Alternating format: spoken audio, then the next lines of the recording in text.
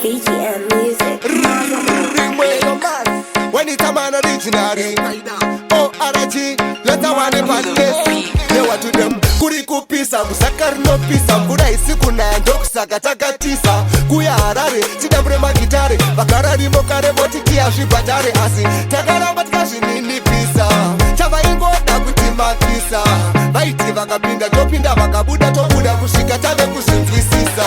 Kumuri, Kwedi, Ditoriti, Pretty Winner, Kanabeka, Babusi, Badakati Winner, Padino Shigadino, Karanama Swinga, Botozo Chamsika, Nabuti, I'm messing up. Kumuri, Kwedi, Ditoriti, Pretty Winner, Kanabeka, Babusi, Badakati Winner, Padino Shigadino, Karanama Swinga, Botozo Chamsika, Nabuti, I'm messing up. Dikuti, Chengeteta Basarako, Gave Uri Enzo, Pasupaka na Pumako, Gave Utonsi, Uri Papa Yamakoko, Devo Iskoropo, Ingo Siva Shinushako,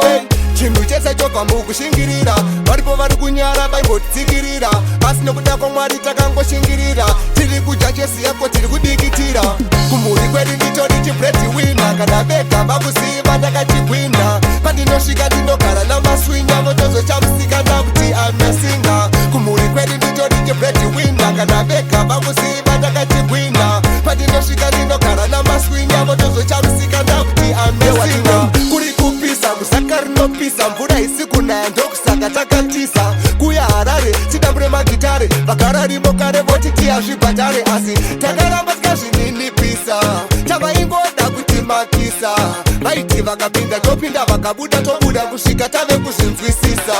Kumuri Kwedi, Ditoriti, Pretty Winner, Kanabeka, Babusi, Badakati Winner, Padino Shigadino, Karanama Swinga, Motozo Chamsika, Nabuti, I'm messing up. Kumuri Kwedi, Ditoriti, Pretty Winner, Kanabeka, Babusi, Badakati Winner, Padino Shigadino, Karanama Swinga, Motozo Chamsika, Nabuti, I'm messing up. Dikuti, Chengeteta Basarako, Gave Uri Enzo, Pasupaka na Pumako, Gave Utonsi, Uri Papa Yamakoko, Devo Iskoropo, Ingo Siva Shinushako, Chindu Chesa Choka Mugu Shingirira, Maripo Varukunyara, Bible Tigirira, Asno Kutako Marita Kango Shingirira, Tiliku Jachesi Yako Tiliku Digitira.